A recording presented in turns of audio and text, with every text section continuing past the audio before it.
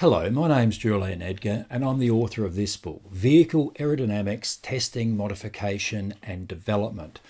What I want to cover in today's video is the low-cost car aerodynamic testing you can achieve on the road or track. Now, many people believe that aerodynamic testing simply isn't possible without a wind tunnel, a racetrack, a computer, computational fluid dynamics software and so on. But this is completely wrong. Now, it's understandable that many people might believe that because there are so few resources available on how to actually do it. I cover it very briefly in some of my videos, and I'll do an overview in this video. But if you want to find out how to do it precisely, how to get good results, how to develop aero on your road or race car, you'll need to buy the book. It simply can't be covered in a 10-minute video like this at anywhere near the depth that you actually need. But is it possible? Absolutely it's possible. I've been aerodynamically testing in various forms my own road cars for something like 35 years. So it's not something that's brand new. It's been around, but it's simply not covered, not exposed, not discussed. Let's have a look at some of the different tests that you can do. Well, before we get to that, people ask these four questions. Cost, surely it'd be really expensive. No, it's not. Most of the tests that you can do of car aerodynamics will cost you less than US $100. Now, it's buying some equipment secondhand, but it's easily achievable for that figure or even less. Some tests are basically free. Location, do you need a racetrack? No, you don't. People always think of it in terms of lap times, but if you're developing aerodynamics for a road car or a race car, you want to measure the aerodynamics. You want to measure the actual pressures, the flows and things of that sort, and that can be done on any road. A lot of the aerodynamic testing I do is at 35 miles an hour. Some of it's at 100 miles an hour, but most of it's actually at relatively low speeds. Surely it would take a long time. Not really. Depending on what you're testing, depending on what mock-ups you're testing, whether it's a wing or whether it's an undertray or whether it's a splitter, and you have to build different ones, that might take you a little while, even if you're building them out of cardboard or plastic sheet. But the actual testing typically takes between 30 minutes and an hour. Okay, and that would be a pretty intense testing session. Some tests might take you 5 minutes. Is it easy? Yes, it is. It's simply driving on the road, measuring the changes that you have made. It really is quite straightforward. It's not difficult. It's not mathematical. It's really quite easy for everyone to do. The average person modifying their car, the average person developing their weekend racer, it's all easy. It's all straightforward. Sound impossible? All right, let's look at some of the individual tests. The first one, and probably the one to start with, is flow testing with tufts. Now, at least people are aware of this idea after the movie of a few years ago, but most people just think it's a pretty pattern of tufts. They don't realise that sticking little bits of yarn, typically wool, to their car and driving it on the road while it's photographed or videoed or simply observed can tell you a whole bunch of important aspects. Those aspects include where there is separated and attached flow. Separated flow is where the airflow is no longer following the shape of the body. Attached flow is where it is following the shape of the body. Absolutely critical for where you're going to put wings, where you're going to put spoilers, the way in which vents are working and so on. It will also help you show where there are low and high pressures, because certainly in areas like bonnet or hood vents, the direction of the tufts show where there is a high pressure flowing to a low pressure. So I can show you that as well. And of course it will show you airflow direction. And again, that's not obvious. I'll give you a simple example. People like putting vortex generators across the roof at the back of sedans, of saloons, and that's fine if there is separated flow, and this will show you that as well. But if you use those little shark tooth vortex generators, they have to actually be splayed to the direction of airflow. What's the direction of airflow? You can't tell just by looking at the car. It might be coming out diagonally, it might be flowing longitudinally, but tufting makes airflow visible. And that is critically important when you are modifying your car. A couple of pics from some of my earlier flow testing, a Subaru Impreza showing lovely attached flow on the bonnet, on the hood. Let's see if I can make my mouse work. There it is.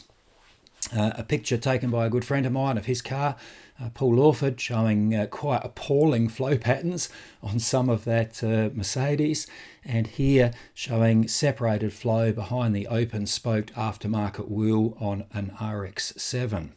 Tufting is easy, it's effectively free, it's quick, and it shows you an enormous amount if you understand how to interpret the tuft patterns. And that's why I say a 10-minute video like this is not going to give you sufficient background to be able to do that. The book covers it with a lot of photos, a lot of detail, and a lot of description. So the first test, just flow testing with tufts. So easy. The second one, and you will not find coverage of this in any book written for amateurs in the world, I've got basically every aerodynamic book that's ever been published, is aerodynamic pressure testing. Now, pressure testing is measuring the pressure that the air is causing on the body panel of the car. Now, it might be a high pressure pushing on the panel of the car. It might be a low pressure effectively pulling on the panel of the car. From doing this, we can find what areas are causing lift, what areas are causing downforce. We can also find what areas are causing most drag, pushing on the front part of the car, what areas are creating most drag, pulling on the back of the car. We can also develop undertrays. We can also develop airflow through intercoolers, oil coolers, radiators, seeing what the pressure difference is across those heat exchangers. We can also cite bonnet vents, hood vents in the best places. All of this is possible through aerodynamic pressure testing. You'll need to buy, I don't know what no title means, you'll need to buy a magnehelic gauge, maybe $50 on eBay. You'll need to use a little pitot tube, $20 or $30. You need to either make or buy a little pressure sensing patch. Once you've got those three tools, you can use them for the rest of your lives on any car you want to test. They're not something that is used up. They're not a consumable. They don't need to be replaced. Aerodynamic pressure testing is absolutely vital because it makes aerodynamic pressures visible, and it is aerodynamic pressures that are responsible for all downforce and lift and are responsible for the vast majority of aerodynamic drag. So suddenly you can see what is causing these aspects to occur. You can test the action of spoilers, you can test the action of splitters, you can test the action of a whole range of things. I mean, here I have a photograph of my little Honda Insight, and you can see my ducktail spoiler has caused an increased pressure above ambient, plus 17 kilopascals. Was it pascals? I think that was probably in pascals. I swap units, so I always never remember. It shows the negative pressure across the roof causing lift. And look, it also shows what pressures I'm getting under the car, trying to pull the car downwards because they're negative pressures. This is a highly modified car that develops downforce, and those pressure distributions show that actually occurring. Aerodynamic pressure testing, it's more complicated than tuft testing. You do need to spend a little bit of money on some equipment, but it opens your eyes to what is occurring in a way nothing else does. Far more accurate than CFD with a crappy CAD model, which is what 99.99% of amateur CFD is, just uses crappy CAD models that are all wrong, especially under the car. Pressure testing shows what is actually occurring in real life. Even with your airflow, sideways airflows that aren't directly ahead of you. It is all real. It is measuring what is actually occurring. Incredible tool for aerodynamic development of a road or race car. And the next slide, here it is. Here's an easy one, dust testing. If you live in an area where there are dusty roads, and I also understand that snow can sometimes show this, not much snow where I live, so I don't see that very often. Dust shows the precise area of what is called the base area, the wake, what is the part of the bodywork which is in contact with the wake behind the car where there is separated flow. And dust shows it much more accurately than CFD, much more accurately than any wind tunnel will show it, because the dust deposition shows what has actually occurred with all of the airflows occurring. turbulence caused by roadside obstructions like trees and bridges, turbulence caused by the passage of other cars, real world yaw airflows. And so we can see here in this photo, for example, we can see the exact separation line. And we can see that the line on the back of this Toyota that the manufacturer has put there is working there, but it stops working up the top. We can see precisely where airflow separation is occurring on the back of a car. Over here on the Prius, we can see what a good job they've done. Dust is deposited in the wake. Dust is deposited in the base area of the car exposed to the wake. Here we can see, I've partly cut that off with my camera overlay, but we can see the exact area of the wake behind the car. Now, to reiterate, this is more accurate than what the manufacturers are using in their wind tunnels and with CFD, and I can be sure of that because sometimes you see where they've made mistakes. They put a separation line on a rear light and the separation is actually occurring before that line, and we can see that through dust deposition. Now, this is a zero-cost testing technique. I've also sometimes sprayed a very light mist of water on the back of the car before driving on a dusty dirt road so that the dirt builds up more quickly and I can see exactly what is occurring. Accurate, zero cost. Here's a big one. A lot of people are interested in gaining downforce, or more accurately in most situations, reducing lift. This can be measured directly. You can measure front downforce or lift, you can measure rear downforce or lift, and you can measure it precisely on the road or track. You can do that typically by using suspension height sensors, and here is an example. Where's my mouse gone? Here is an example of one I was installing on one of my cars.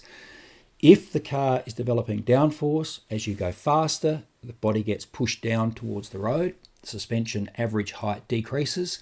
If, and this is much more common, the car develops lift, the body gets lifted slightly on the springs, the average ride height increases. Now, these are directly measurable. If you've got very stiff suspension, say in an amateur racing car, you might need to swap to softer springs while you're doing the testing, but in most road cars, you'll just be able to measure that directly. So suspension ride height sensors will detect overall body lift or downforce far more accurately than amateur CFD, because again, this is the real car. This is the real car on the real road. It's not a model. It's not a computer model of a model, which is what CFD is. So you can also use it to do things like find the best angle for a rear wing, which is what this graph shows on one of my cars. You can also use it as over here on the Subaru to find the effectiveness of different factory wings and spoilers. And incidentally, that combination of a wing and a spoiler is very effective in real-world testing.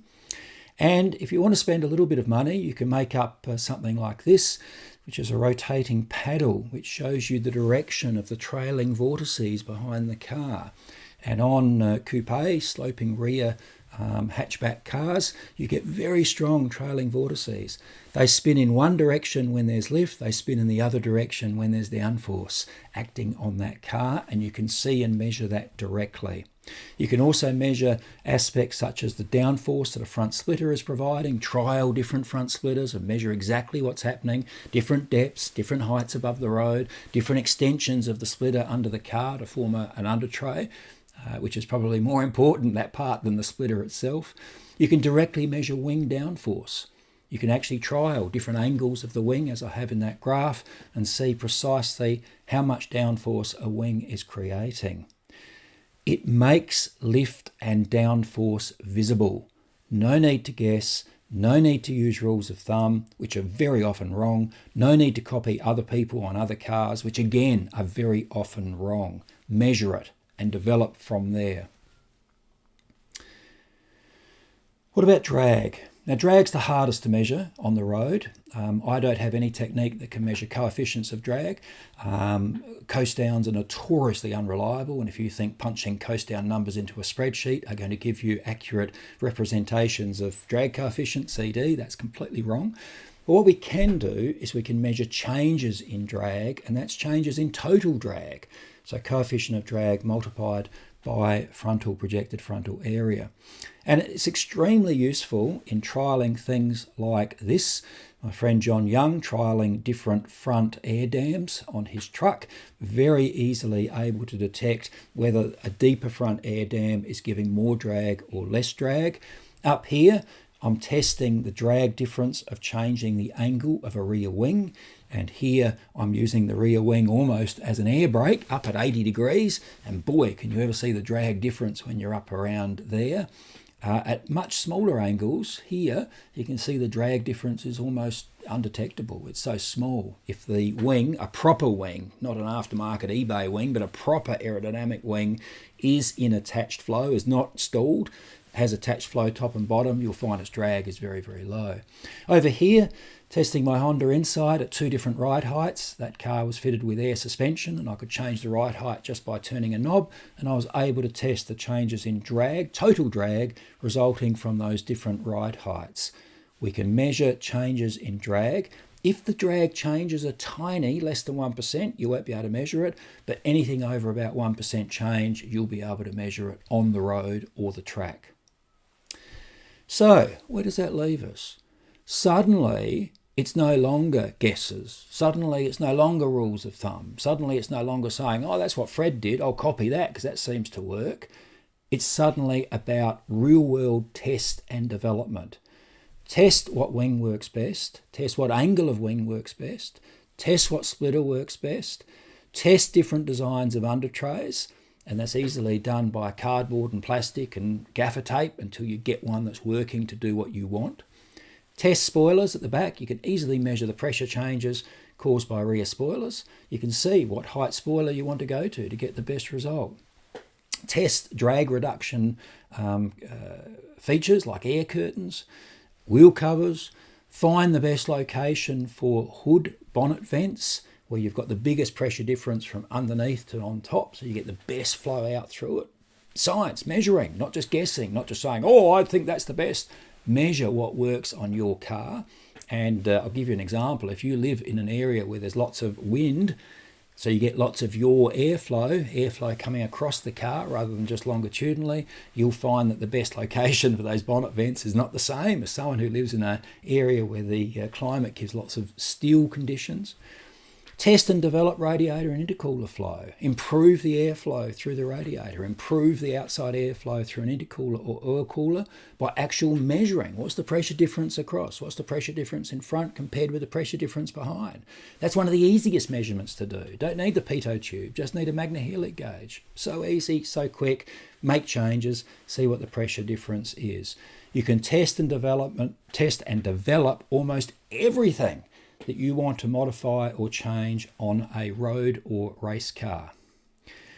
So people write to me and say, oh, you talk about test and development, but we don't have your budget, we don't have your wind tunnel, which I don't have, we don't have your CFD or well, you don't need any of those. With aero modifications, don't guess, copy others or use rules of I guess 2 thumbs. 99% of people seem to do that, and that's just ludicrous. Every car is different. What works on one car is likely not to be optimal on another. The airflow patterns over cars is as various as there are cars. All right, you can't just say, well, I've got a sedan and they've got a sedan, or I've got a fastback and they've got a fastback. That just doesn't work that way. That's as ludicrous as copying spring rates across 10 different cars. It's not going to work, is it? Instead, measure, test, and develop. And far easier than, for example, suspension. It's so easy to trial aerodynamic changes using cardboard, using tape, using plastic sheet, using plywood. About the only thing you can't model like that easily is a real wing, but you can, of course, set up different angles of wings, different heights of wings. You can test all those aspects of a rear wing. It's easy, it's cheap, it is accurate, okay, far more accurate than amateur CFD or even quasi-professional CFD. Unless you are using a scanned model of the car, this is far more accurate than that sort of CFD. And it can be done on any road. If you can drive a car on a road or track, you can test it aerodynamically. No high speeds needed, except maybe for downforce at the top end. and that is a special case. Typically, you don't need to go fast. Typically, it's easy. Typically, it can be done on any road. Doesn't get much more straightforward than that. But look, if you're watching a video like this, which has gone for 19 minutes, so about double my normal length, and you're thinking, oh, now I know everything to go out testing, you're almost certainly going to fail. The people I get writing to me who are confused, who aren't doing very good modifications, who just want rules of thumb, are people who've just watched a bunch of YouTube videos and think they then know how to do it. They don't. The people who buy the book know how to do it, very seldom write to me because they're out achieving good results. They've already learned how to do it, they're putting it into effect, the results are speaking for themselves. Vehicle aerodynamics, testing, modification and development. I was going to put up one of the most recent reviews, but I forgot to before I started running the presentation. Basically, that review said 5 stars, absolutely excellent value for money. And it is value for money because you can no longer have to do all of that guesswork going in the wrong direction. Now, suddenly you can go in the right direction with confidence and certainty. Thank you.